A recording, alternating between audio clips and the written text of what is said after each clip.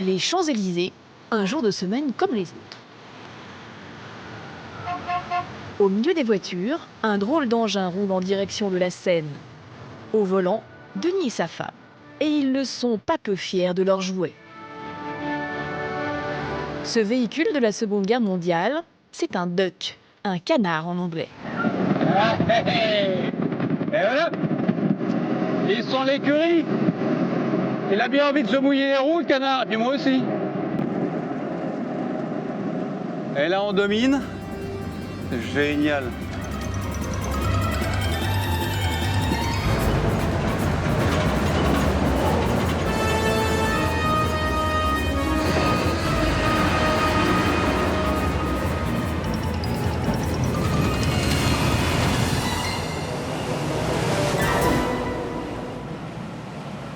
On est mis dans l'eau. Dès qu'il rentre dans l'eau, le volant de ce véhicule amphibie se transforme en gouvernail. Les roues se bloquent et une hélice se met en marche. C'est génial. Ce truc était juste là sur le quai et maintenant il est dans l'eau. C'est génial. Mais ce genre de petite balade ne s'improvise pas. Sans autorisation du service qui contrôle la navigation sur la Seine, c'est interdit. Et une fois sur l'eau, la prudence s'impose, car le duck n'est pas prioritaire. C'est aussi le problème de la Seine, c'est que c'est quand même assez fréquenté. Et nous, on est obligé de couper les axes. Et ça rigole pas du tout. La Seine, un monde à part, avec ses fantaisies, mais aussi ses drames. Car ici, tout peut arriver.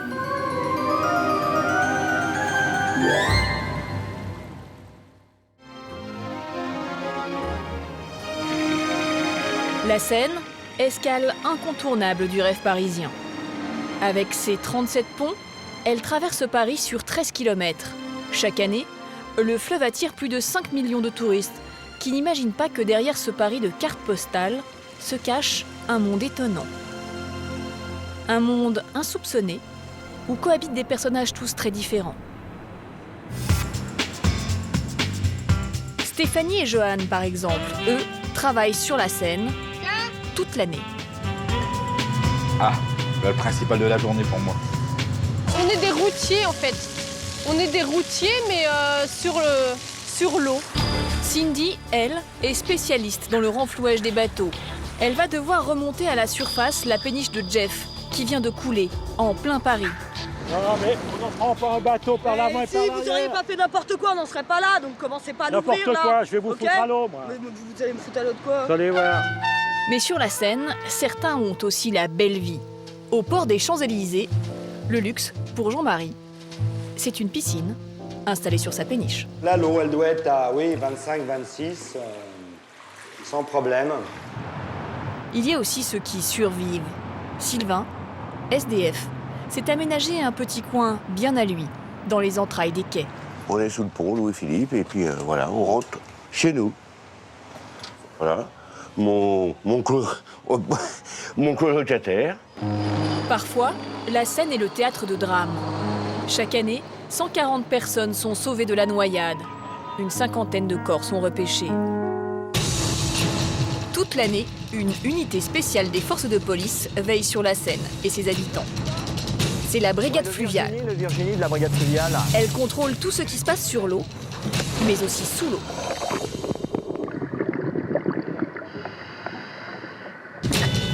Mais faire respecter la loi sur le fleuve, c'est parfois difficile. L'enfoiré! Sortez de la zone, tout de suite! Putain, et c'est un truc de malade, hein. Ce soir, découverte de la face cachée de la Seine et de ses habitants.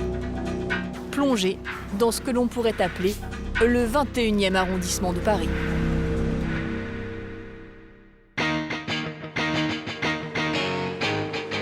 La nuit tombe sur les quais. Plusieurs centaines de milliers de Parisiens se sont donné rendez-vous. Le commandant Constant et ses hommes sont sur le qui-vive.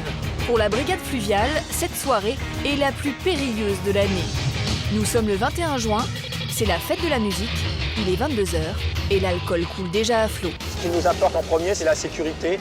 donc les personnes qui sont susceptibles de tomber à l'eau. Et le cas échéant, s'il y a des comportements imprudents, voire dangereux, on peut très bien sévir, mais le principal, c'est vraiment de faire la sécurité.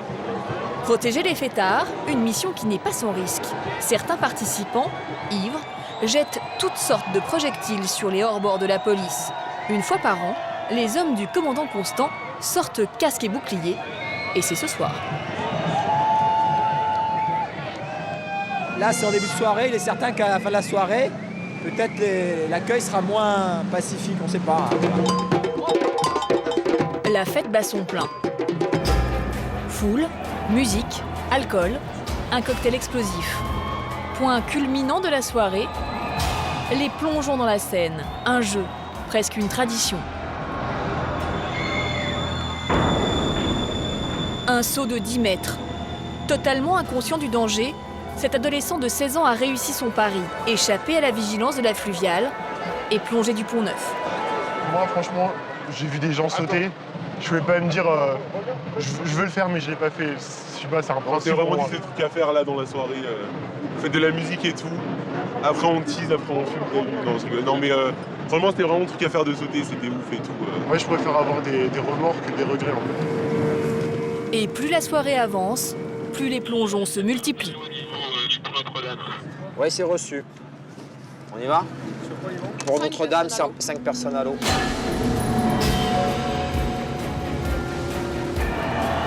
Allez, oh! Il y en a 2! Oh, allez! Eh ben, allez-y!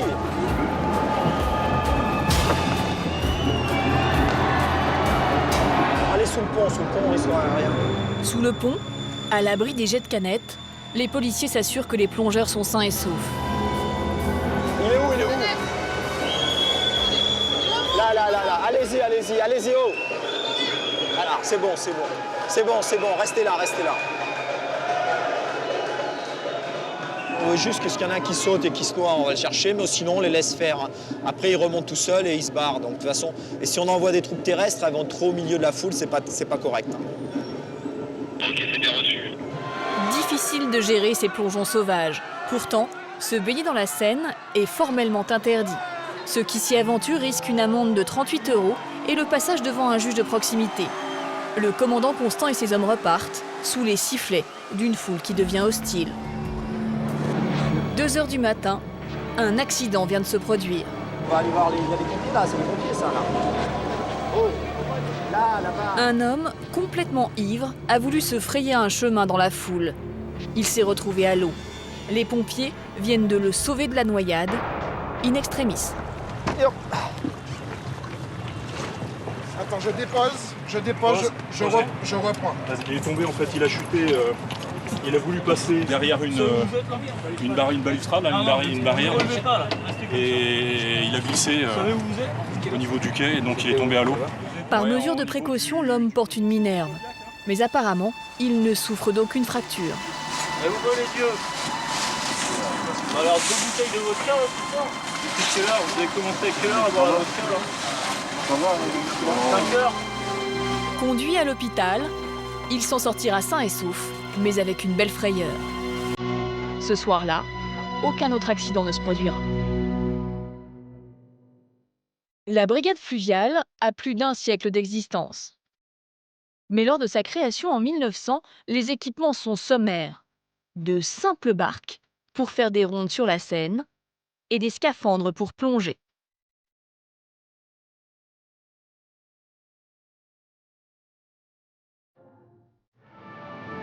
Aujourd'hui, cette époque est révolue. Le matériel utilisé est ultra perfectionné. C'est bon. On va faire la recherche. Voiture.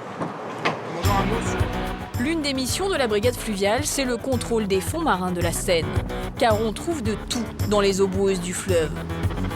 Accompagné de plongeurs, le commandant Constant part régulièrement à la recherche de voitures qui auraient fini leur course dans l'eau. Bernard, tu t'arrêtes? Oui, d'accord. On va mettre le poisson à l'eau. Le poisson, dans le jargon des policiers, c'est ce sonar. Il permet de repérer les objets échoués au fond du fleuve. On va essayer de le mettre entre 2 eaux à environ 2 mètres de profondeur pour éviter les hauts fonds. Là, il y a à peu près entre 4 et 5 mètres de profondeur. Le sonar est tracté par le bateau. Dès qu'un objet est détecté, il apparaît sur un écran, un peu à la manière d'une échographie. Tu vas commencer à marquer la zone. Bon, tu peux la marquer maintenant, vas-y. La vitesse est bonne. Voilà. La vitesse est parfaite. Bon, bah, je reste comme ça et je manœuvre. Après, après l'appui, tu vas te mettre le... Voilà. Ok. Là, c'est bien. Voilà, c'est bien. Tu as 4, c'est bien. Il y a un pneu, on peut voir un pneu. Voilà. Encore un... C'est un pneu peut-être, ouais. C'est ça. Les policiers viennent de repérer une masse rectangulaire qui pourrait bien être une voiture. Vous allez faire quoi? Là, on va s'amarrer, là. Et apparemment, on serait au-dessus de la voiture.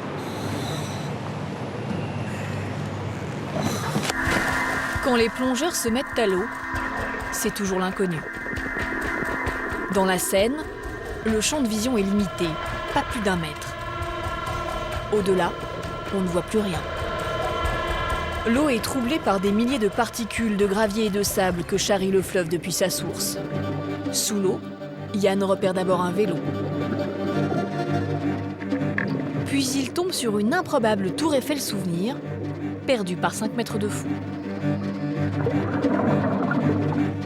Un peu plus loin, il aperçoit ce qui pourrait être un pare-choc et un capot recouvert de vases. Puis une forme arrondie qui ressemble à un phare. Pas de doute, il s'agit bien d'une voiture. Vu son état, elle repose au fond de l'eau depuis longtemps. Voiture blanche, année 1950-60. Les voitures comme on retrouve dans les vieux Batman, tout ça, là, un peu arrondi, le style Camille, tout ça. Ah oui. Une belle voiture, je pense, de collection. Genre américaine, vraiment belle voiture, blanche, marque impossible à identifier. Une voiture des années 60, dans la Seine, en plein Paris, cela n'a rien de surprenant. À l'époque, à cet endroit, il n'y avait aucune barrière de sécurité. Ce n'est que dans les années 80 qu'elles ont été installées le long des voies sur berge. Aujourd'hui, seuls 3 sites ne sont pas équipés de glissières comme ici aux portes de Paris. Des berges à l'état brut, à l'abri des regards trop curieux. Nous sommes au confluent Marne-Seine, la Marne à gauche et la Seine. Et ici, dans la zone, ce qu'on appelle une Chinagora, puisqu'il y a le complexe Chinagora, c'est là où on trouve pas mal de véhicules abandonnés. C'est un cimetière à voiture, parce qu'il y a un accès assez facile sur les berges. Et donc on peut facilement mettre une voiture à l'eau. Ces fameux cimetières de voitures, il y en a 3 autour de Paris. La Fluviale les vide 2 fois par an. Pour cela, elle fait appel à son remorqueur, l'Île-de-France. Aux commandes de ce 22 mètres, Eric. Il va devoir manœuvrer pour repêcher une épave de voiture avec une grue. Une opération délicate. C'est bon? Écarte-toi. Écarte-toi, Bernard.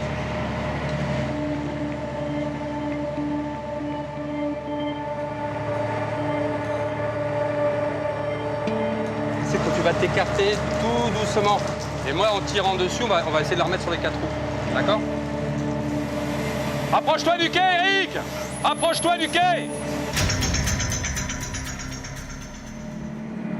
Une fois à quai, la voiture est examinée. Pas de plaque d'immatriculation. Volant bloqué. Frein à main desserré. Pas de doute, il s'agit bien d'un véhicule jeté volontairement à l'eau. Et celui-ci est récent. Une voiture ne se met pas à l'eau toute seule. Donc soit c'est un vol, soit un abandon, je disais, pour ne pas l'emmener à la casse parce qu'on est un peu feignant, ou soit une escroquerie à l'assurance. Donc forcément, une voiture dans l'eau a une origine délictuelle au départ. L'enquête sera poursuivie par la police judiciaire.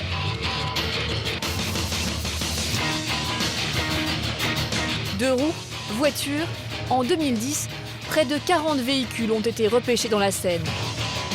Et la brigade fluviale fait parfois de grosses prises, comme ce bus sorti de l'eau en plein Paris, pour le plus grand bonheur des touristes.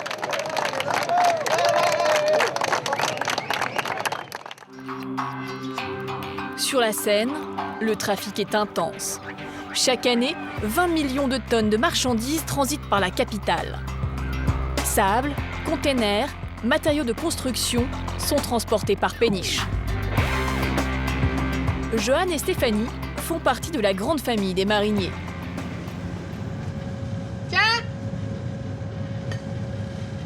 Merci. Le capitaine à bord, c'est Johan. Ah, le principal de la journée pour moi. Sa compagne, Stéphanie, s'occupe du quotidien du bateau. Depuis 5 ans, ils vivent et naviguent en couple. Aujourd'hui, ils doivent acheminer 350 tonnes de gravier entre Paris et Rouen, soit le chargement d'environ 10 poids lourds. Cette péniche, c'est leur outil de travail et leur maison. Donc là, on a la pièce à vivre, la salle à manger, on a notre petit coin salon. Une maison sur l'eau de 35 mètres carrés. Il y a quand même des personnes qui pensent que du fait qu'on est sur le bateau, on n'a pas d'électricité, on n'a pas d'eau potable, alors qu'on est des gens, entre guillemets, comme les autres, quoi, en fait. On est comme dans une petite maison, on va dire. On va dire que c'est un studio. Johan et Stéphanie naviguent 5 jours sur 7. À bord, leur petite fille, Angie, âgée de 4 ans. Son frère, lui, est en pension. La famille ne touche terre que le week-end pour rentrer chez elle dans une vraie maison. En fait, on est des routiers, en fait. On est des routiers, mais sur l'eau. C'est exactement la même chose. Donc, on n'est pas... moi, je me considère pas du tout comme marginaux. Le métier de marinier se transmet le plus souvent de génération en génération. Les parents, les grands-parents, ils étaient déjà du métier. Et puis après, vous voyez, quand vous avez l'adolescence, vers 14 ans, 15 ans, on essaye toujours de voir sur quel genre de métier qu'on va se brancher. Et puis tout de suite, on a eu l'instinct de conduire le bateau déjà à 12 ans, à 13 ans, à 14 ans. Et donc, après, on a été dans la lignée. Et puis voilà, on aime bien, quoi. Difficile de concilier métier de marinier et vie de famille. Enzo, le fils aîné de Stéphanie, est à l'internat toute la semaine. Angie suivra ses traces l'an prochain. Le plus gros problème de notre métier, c'est ça, c'est que on est obligé d'être séparé de ses enfants, en fait. Enzo, qui a 8 ans, c'est dur, quoi. L'intégration, pour lui, elle est compliquée. Il y a vraiment des moments où je ressens qu'il a du mal et que le manque, il est là, quoi. Mais si vraiment, vraiment, un jour, je vois vraiment qu'il y a un gros mal-être, je sacrifierai mon métier pour pouvoir m'occuper du petit, ça c'est sûr. Le métier de marinier est contraignant et il n'est pas sans risque. Manœuvrer sur la Seine s'avère parfois très compliqué. Un accident est vite arrivé. Ces images filmées par un passant font froid dans le dos. Ces remous, à la surface de l'eau, c'est une péniche qui coule, au pied de la tour Eiffel. En 10 secondes, il ne reste plus rien de l'éole. Un bateau de 38 mètres. Alerté, le commandant Constant est en quelques minutes sur les lieux. Jeff, le marinier qui se trouvait à l'intérieur de la péniche, a frôlé la mort. J'étais dans la marquise et quand l'eau s'est engouffrée, ça m'a fait éclater la cabine. Et je suis resté à peu près une dizaine de secondes au fond. Heureusement, j'avais donc le gilet de sauvetage et avec la pression de l'eau, ça m'a réexpulsé à l'extérieur du bateau et en surface. Sinon, je restais au fond. Pas important. De toute façon, c'est que vous soyez entier déjà. Oui. Parce que là, c'était juste. Une chaise, une bonbonne de gaz, un grille-pain. C'est tout ce que Jeff est parvenu à sauver. En quelques secondes, il a tout perdu. La mairie va venir vous prendre en charge. Merci, mon commandant. Et c'est qui vous habille comme ils peuvent. Ils vont vous dépanner, ils ont l'habitude. Hein, Sous ses balises, la péniche de Jeff. Elle repose à 4 mètres de profondeur. À son bord, les 350 tonnes de sable qu'elle transportait. Une surcharge serait la cause du naufrage. L'épave est en plein milieu du chenal. Pour éviter tout accident, la circulation a été déviée. Alors, c'est une 38 mètres, c'est une Freycinet 38 mètres, 335, 350 tonnes de gravier. Pour remonter l'éole le plus vite possible, le commandant Constant a fait appel à une équipe spécialisée. À sa tête, Cindy, 24 ans. Sa fierté, être la seule femme à exercer le métier de chef de chantier fluviaux sur la Seine, à Paris. Elle a établi un plan de bataille. Ses hommes commencent à manœuvrer. Première étape, vider la péniche de son chargement. Sur le quai, Jeff, encore très choqué, ne comprend pas très bien ce qui se passe. Qui c'est qui a donné l'ordre de mettre le gravier à l'eau? De quoi? Qui a donné l'ordre de mettre le gravier à l'eau? Bah, l'expert était d'accord, je crois. Hein. Bon, alors ok. C'est toi qui as mis le gravier à l'eau? Non, pas à l'eau. Qui c'est qui a dit à l'eau? Et qui c'est qui a dit à l'eau? Oh, personne n'a dit à l'eau. J'ai dit dans l'eau, dans sa barge. Ah, dans sa barge? Bah oui. Ah, d'accord. Ah non, bah, je vais pas laisser mettre du gravier à l'eau, eh oh. Pas de problème. Je ferme un peu. Des péniches qui coulent dans la Seine comme l'éole, cela arrive en moyenne 3 fois par an.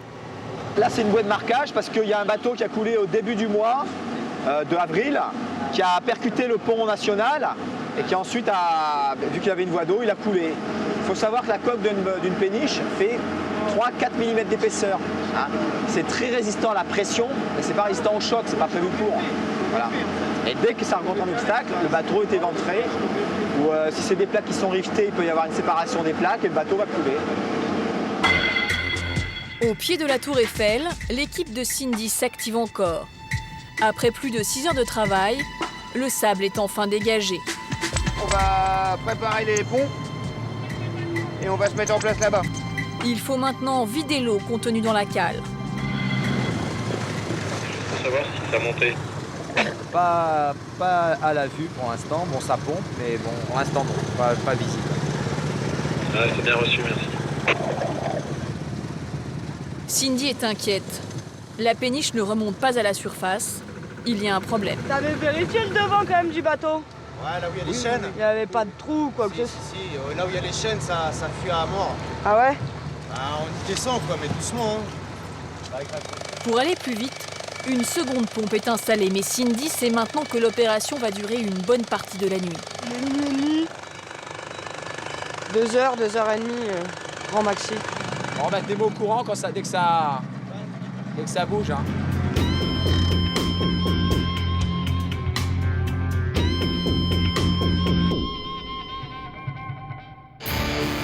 Le lendemain, 6 heures du matin, le commandant Constant est appelé en urgence.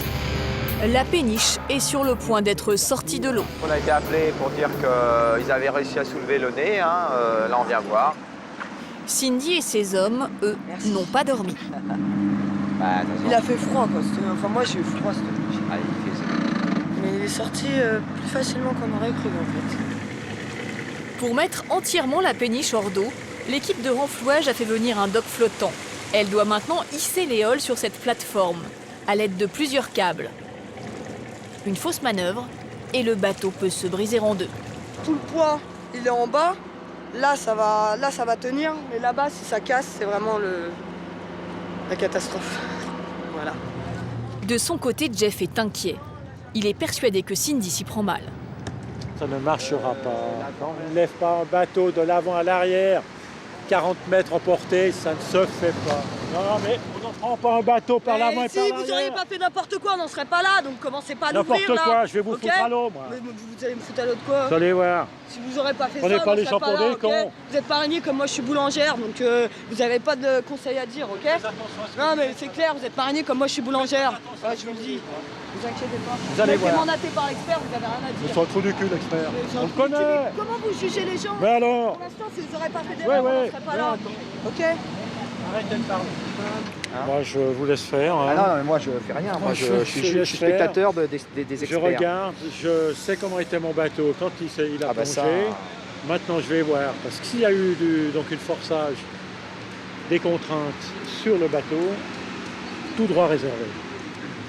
Ah, mais moi tout ça, c'est je suis pas d'assurance du tout et ça m'arrange. Bah, vous pouvez y aller, commandant. On lâche les cordes et on y va. L'opération de renflouage se poursuit. C'est long, mais la péniche remonte peu à peu. Allô? On y est, on est bien.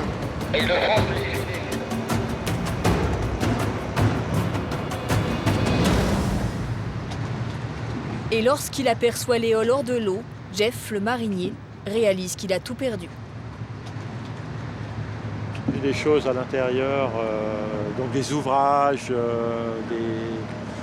des documents sur mes parents, enfin bon, que je transportais avec moi. Hein, c'est des choses personnelles. Enfin, voilà. partie de ma vie. Ah, j'espère qu'il me doit des excuses, le marinier. S'il n'est pas rancunier, il nous doit des excuses, je pense. On peut s'excuser quand même parce qu'on était sous tension et c'est peut-être compréhensible que tout le monde est sous tension, mais j'ai fait du bon boulot. D'accord. Merci pour le boulot. Hier, c'était un peu tendu, mais bon, ça... Ah oui, parce que la compression, c'était... La navigation est rouverte dès à présent. La navigation est rouverte dès à présent.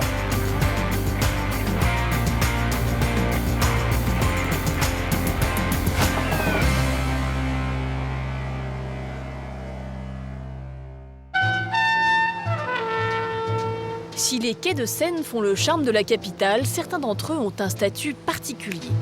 C'est le cas du port des Champs-Élysées, un quai long d'1 kilomètre où sont installées 47 péniches d'habitation. Voici l'une des plus belles, le Saint-Yves. C'est parti. Jérôme, tu veux un café? Monsieur le Président. Jean-Marie est avocat. Il vit sur cette péniche depuis 6 ans. Il est bon, hein? Bon, donc voilà.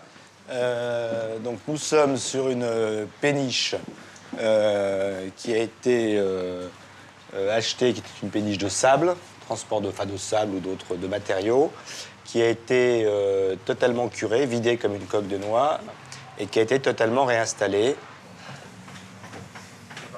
Donc voilà, donc là nous sommes dans la cale. Voilà, donc ici c'est une chambre qui a été aménagée dans l'ancienne salle des machines. Voilà, donc évidemment ça bouge un peu quand les bateaux-mouches passent, mais ça c'est la vie sur un bateau, c'est ce qui fait aussi le charme de la vie sur un bateau. Donc voilà une autre chambre-cabine qui a été aménagée, et comme l'espace est relativement modeste, eh bien on y installe un lit qui coulisse, qui permet donc dans la journée d'avoir un espace plus important. Mais le plus incroyable, c'est ce petit bijou que s'est offert Jean-Marie. Donc là, nous sommes dans le local piscine. Piscine qui a été construite donc, sur la largeur de la péniche avec un système de nage à contre-courant qui permet de ne jamais d'ailleurs atteindre l'autre bord de la piscine selon la force avec laquelle on règle le système. Voilà, donc là, l'eau, elle doit être à 25, 26, sans problème. Donc très agréable. Que ce soit en été ou en hiver, à peu près température constante. Comme tous les habitants du port, Jean-Marie loue l'emplacement de son bateau. Chaque mois, il paye donc un droit d'amarrage, une taxe de 800 € qui inclut l'eau et l'électricité. Elle fait 40 mètres de long, 6 mètres de large, 240 mètres carrés. Vous calculez, ça coûte entre 700 et 800 000 €. Pour avoir 240 mètres carrés en face, c'est 5 millions d'euros. Vivre au port des Champs-Élysées, c'est un style de vie. On s'ennuie jamais ici. Je veux dire, même quand on est seul, la vie du fleuve, ses bateaux, les passants, le sentiment quand même d'être assez privilégié. Hein, c'est une évidence. Vivre ici, c'est un privilège. Un privilège auquel Alice et Johan, moins fortunés que Jean-Marie, ont pourtant eu accès. Je crois qu'on est une quinzaine ce soir, donc faut un peu de charbon. Là. Ce soir, ils reçoivent des amis sur la péniche qu'ils viennent juste d'acheter. Ici, pas de piscine, mais un emplacement de rêve juste sous le pont Alexandre III. Ce qui fait de ce simple 2 pièces de 35 mètres carrés une affaire en or. Donc la péniche, elle nous a coûté 215 000 €. Donc c'est pas très cher pour un bien de cette taille-là dans Paris, surtout dans le 8e arrondissement. À ce prix-là, on aurait une chambre de bonne. Ah, c'est principalement pour ça que j'ai accepté de suivre son rêve, parce que on avait le double de l'espace. C'est ça, ouais. On avait le pouvoir d'achat seulement d'avoir un studio en banlieue. Et dans Paris, c'était inaccessible d'avoir autant d'espace. Et en plus, une terrasse. On adore vivre à l'extérieur et être en lien avec tous la ville, les voisins. Donc en fait, en appartement, on n'a pas trouvé. Ça nous allait pas du tout. Ouais. 19h, les amis de Johan et Alice arrivent. Ils comptent bien profiter de ce barbecue inhabituel sur le quai le plus chic de Paris. Allez, souhaitez-moi votre chance.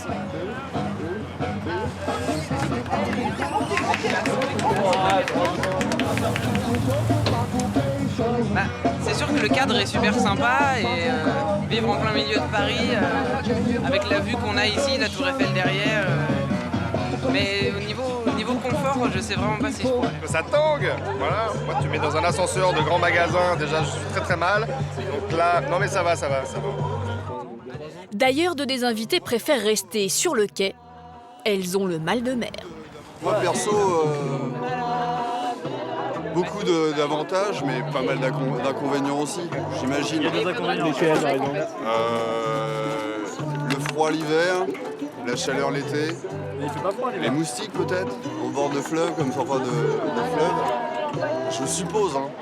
Les bruits des vedettes, la lumière, ça peut être... Bah, moi, il y a un aspect qui me plaît bien, c'est de venir prendre un petit café le matin, ici même, avec le soleil qui se lève. Ça doit être pas mal quand même. Plus d'amis qu'avant.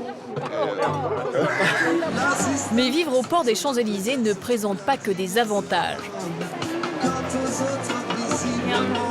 Tu vois, t'as plein de bouts de verre comme ça, partout. Des bouts de verre. Des tessons de bouteilles sur la péniche d'Alice et Johan, cela arrive souvent, particulièrement le week-end. T'imagines, t'as des gamins, ils balancent des bières d'en haut, là, c'est... Car le couple a un voisin plutôt dérangeant.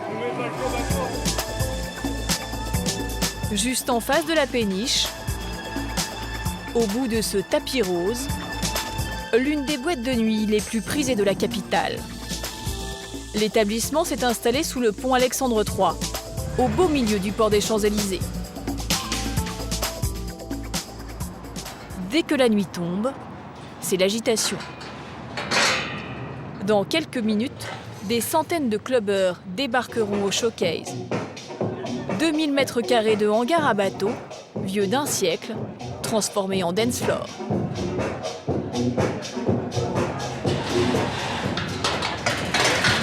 Il est minuit. Comme tous les soirs, Johan voit le port prendre des allures de fête.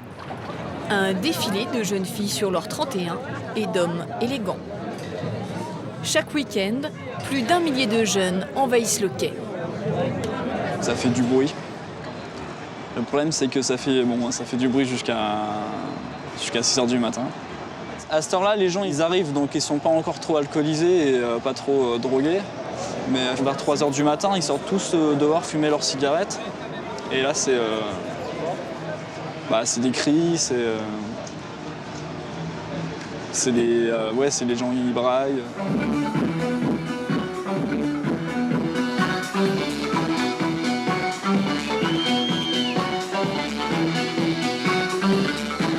Là, on est environ à 102, 103 décibels. On a un pic maximum autorisé à 105, mais on l'atteint rarement. La moyenne est vraiment autour de 102. 103 décibels, c'est le bruit d'un marteau-piqueur. 3 h du matin, à l'extérieur de la boîte de nuit, l'alcool commence à faire effet. Johan est aux premières loges.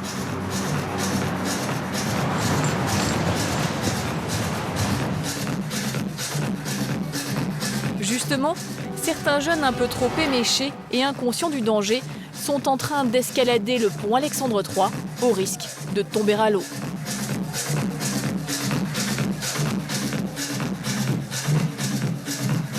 À 100 mètres de là, un endroit apparemment plus calme.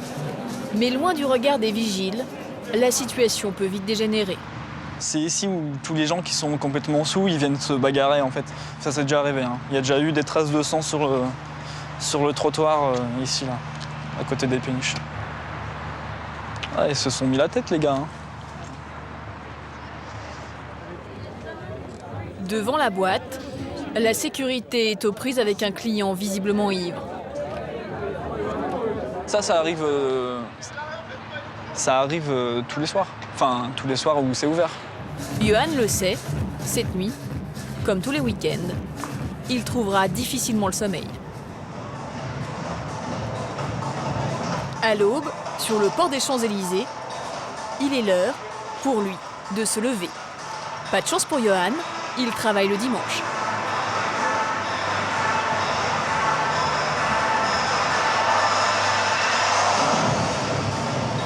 Ah, il y a encore du monde, hein. Il est 6 h, mais... Et là, ils ont quand même bien baissé le niveau, quand même. Voilà, bon bah...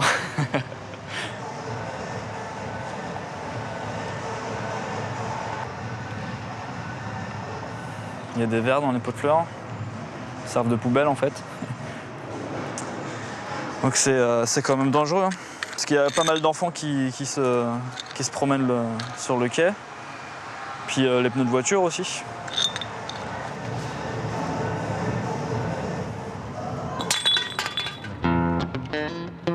Quelques heures plus tard, réunion au sommet sur la péniche de Jean-Marie.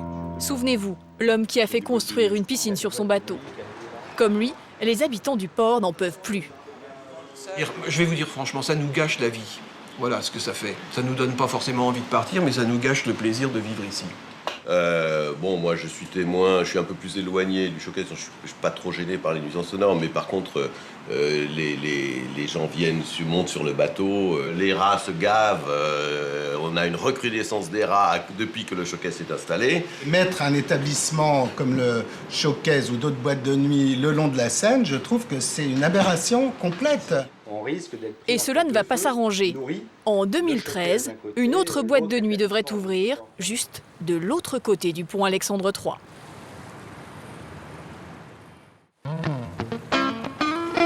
À 2 pas des péniches luxueuses, les quais de Seine hébergent des habitants d'un autre genre. Alors tu vois là, c'est le banc où il y a le monsieur. C'était mon lit pendant 2-3 mois. Sylvain a 41 ans. Depuis 8 ans, il vit sous les ponts de Paris.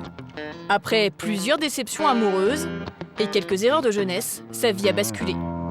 Et j'ai fait pas mal de connaissances et puis c'est devenu après autre chose.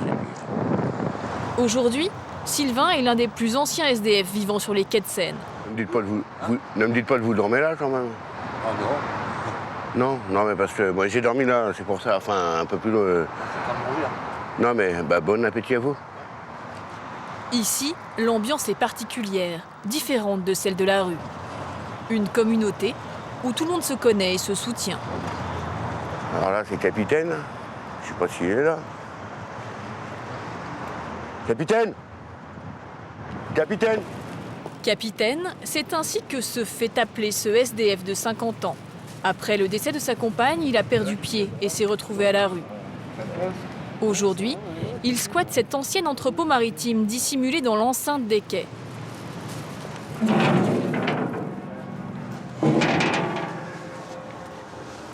Alors là, bon bah là c'est un petit peu. Mais autrefois on habitait à plusieurs ici. Et... J'ai un lit ici, j'ai plusieurs duvets. Un squat de 15 mètres carrés que Capitaine a bien du mal à transformer en un lieu de vie à peu près habitable.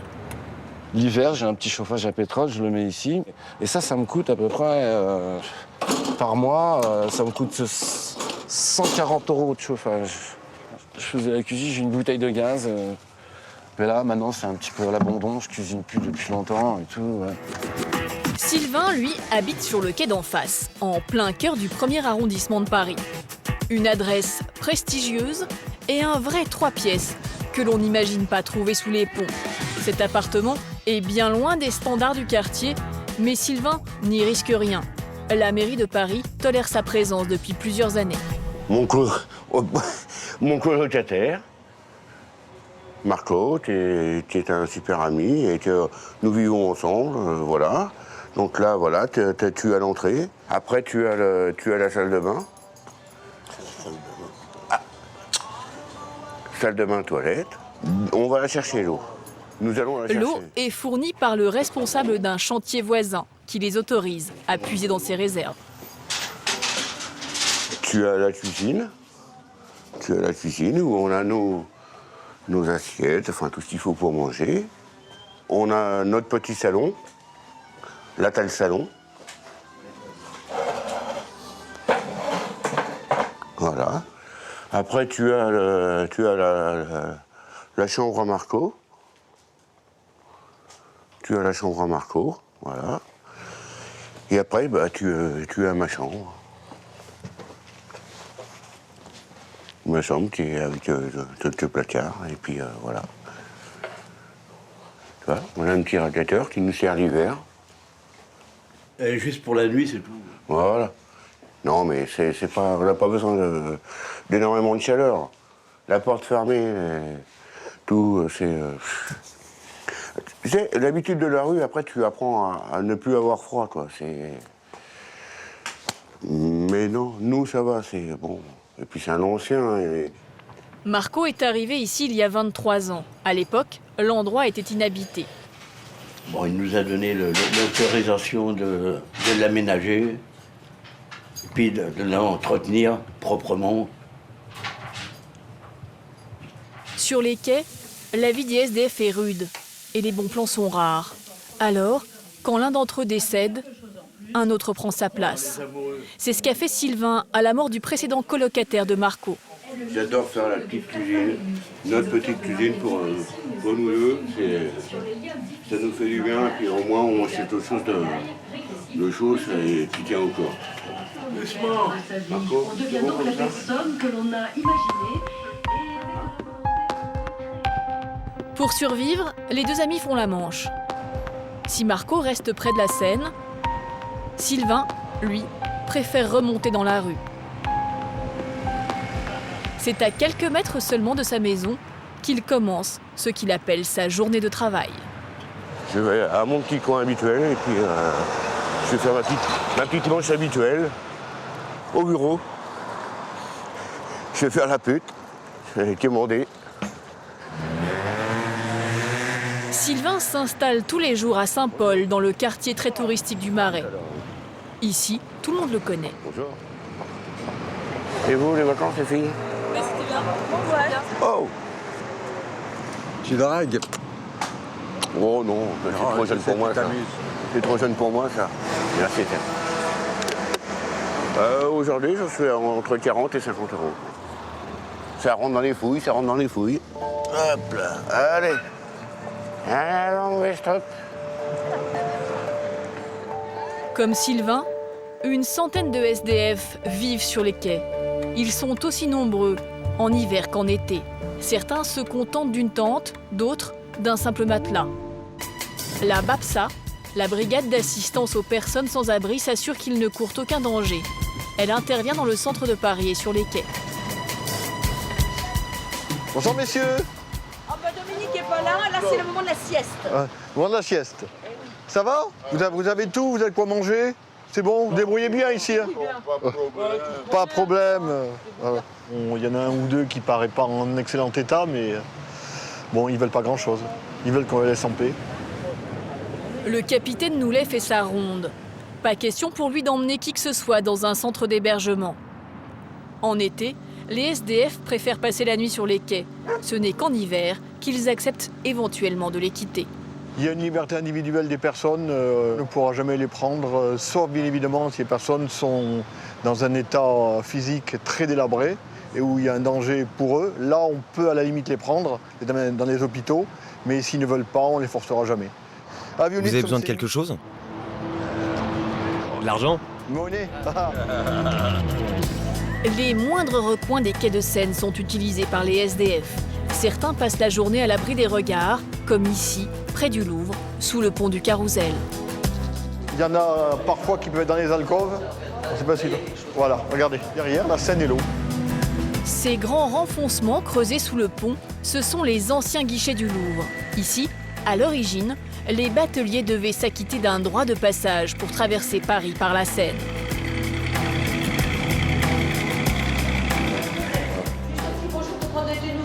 Bonjour monsieur, on est là, la BAPSA, vous allez bien?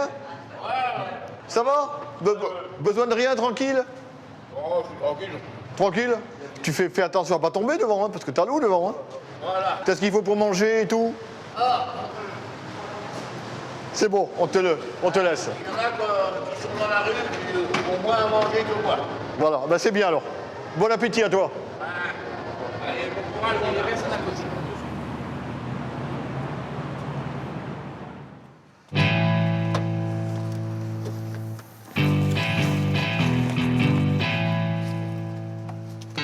Je mets mon sac sur le dos pour pouvoir courir. Comme ça, on s'échauffe.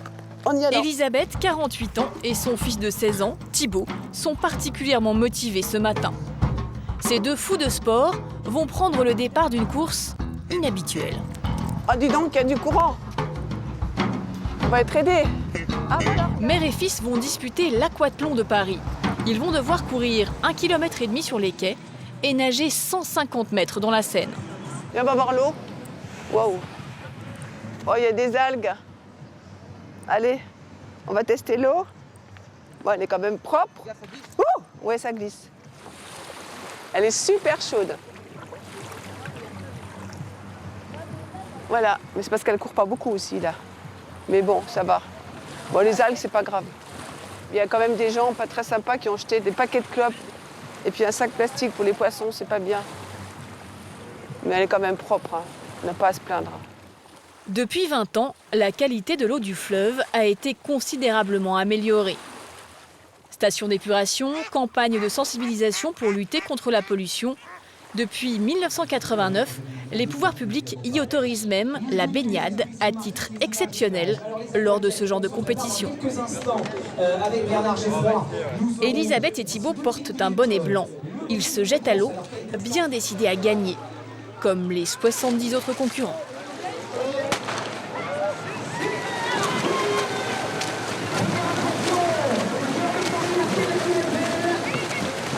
L'adolescent a le numéro 40. Il prend rapidement le large et laisse sa mère quelques mètres derrière lui.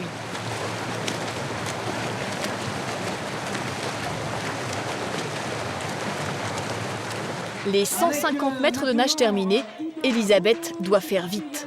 Sortir de l'eau, s'équiper et repartir pour 1,5 km de course à pied sur les quais.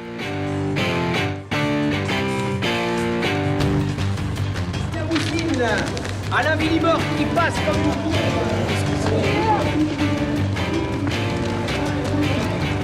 Allez.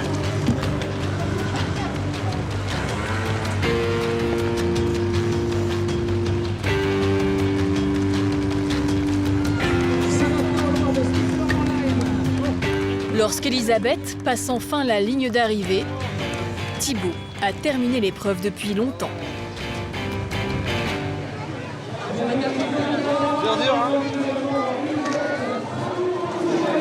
Ça va, maman?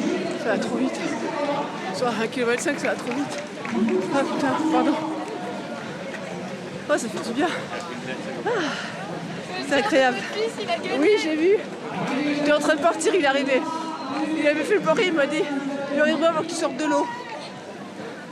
Elisabeth est épuisée, mais pour elle, le plus important, c'est la victoire de son fils. Thibaut vient de remporter la course.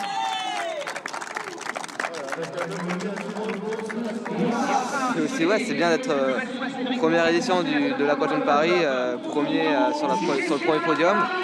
Première course de l'Aquathlon de Paris, premier, ça va, je suis assez satisfait, donc voilà, assez content.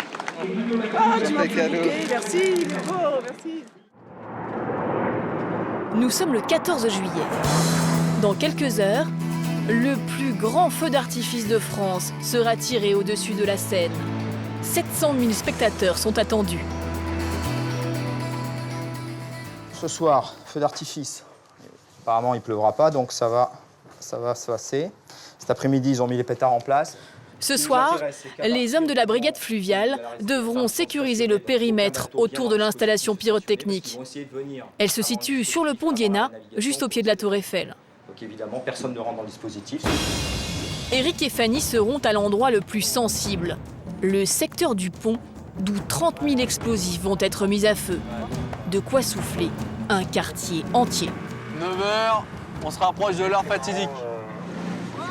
Messieurs, dames, vous êtes au courant qu'il y a une interdiction de stationner 200 mètres.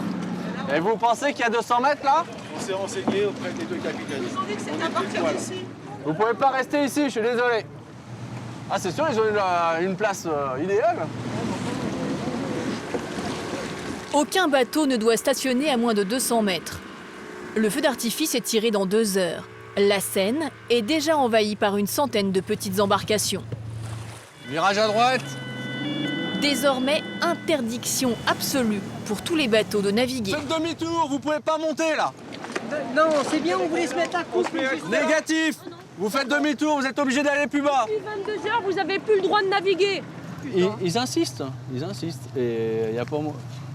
Ils ont du mal à comprendre, c'est hallucinant. Non, parce qu'il y en a un autre. Bonsoir. Vous vous stationnez, s'il vous plaît. Vous pouvez pas aller plus haut. Ah là, c'est pur boulot de police, là. Pur boulot de police.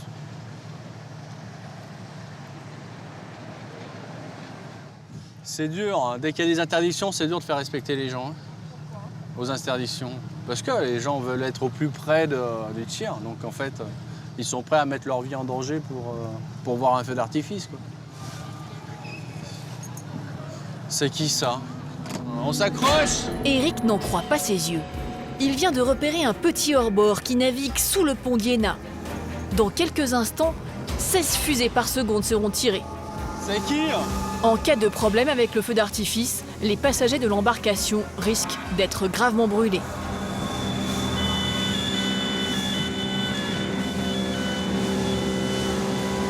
L'enfoiré!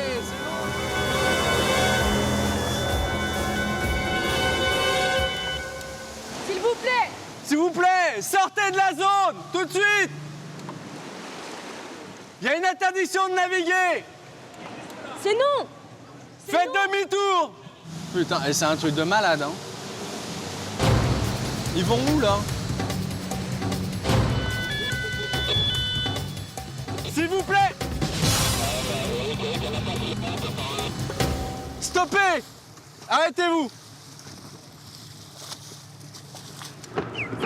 Ce soir, pendant 30 minutes, le ciel de Paris s'illumine. Aucun incident ne sera à déplorer. Un 14 juillet finalement plutôt tranquille pour les hommes de la brigade fluviale.